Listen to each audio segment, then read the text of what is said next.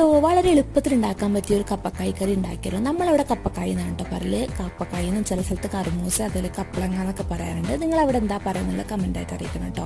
അങ്ങനെ കപ്പക്കായ് ഞാൻ ഇതുപോലെ ചെറുതായിട്ടൊന്ന് അരിഞ്ഞിട്ടുണ്ട്. അതിലേക്ക് ഉപ്പും മഞ്ഞൾപ്പൊടി, അതേപോലെ കറിവേപ്പിലയും കുറച്ച് വെള്ളം കൂടി ഒഴിച്ചിട്ട് ഒരു 2 വിസിലടിക്കാൻ വേണ്ടിയിട്ട് വെക്കുന്നുണ്ട് കേട്ടോ. പിന്നെ അതിലേക്ക് ഒരു 3-4 ടേബിൾ സ്പൂൺ ഇതുപോലെ തേങ്ങ എടുത്തിട്ടുണ്ട്, 2 വെളുത്തുള്ളി, 2 ചെറിയ ഉള്ളിയും കൂടി, പിന്നെ ഒരു 1/4 ടേബിൾ സ്പൂൺ ജീരകം കൂടി എടുത്തിട്ട് നന്നായിട്ട് പേസ്റ്റാക്കി അരച്ചെടുക്കുന്നുണ്ട്. പിന്നെ അതിലേക്ക് ഞാൻ വെന്ത കപ്പക്കായിലേക്ക് കുറച്ച് പുളി കൂടെ പിഴിഞ്ഞ് വയ്ക്കുന്നുണ്ട് കേട്ടോ. അപ്പോൾ ഞാൻ അതിലേക്ക് നന്നായി തിളച്ചതിന് ശേഷം നമ്മൾ അരപ്പും കൂടെ ഒഴിച്ചിട്ട് നന്നായിട്ട് തിളപ്പിച്ചെടുക്കുന്നുണ്ട്. നിങ്ങൾക്ക് എരിവ് ആവശ്യമുണ്ടെങ്കിൽ മുളക് പൊടിയോ അല്ലെങ്കിൽ ഒരു പച്ചമുളകൊക്കെ എടുത്തിടാവുന്നതാണ് കേട്ടോ. അപ്പോൾ ഞാൻ കുഞ്ഞിക്കും കൂടെ കൊടുക്കുന്നതുകൊണ്ടാണ് അധികം എരിവൊന്നും ഇടാത്തത്. പിന്നെ അതിലേക്കായിട്ട് വറവിടാണ് ഇതുപോലെ നമ്മുടെ കറിവേപ്പില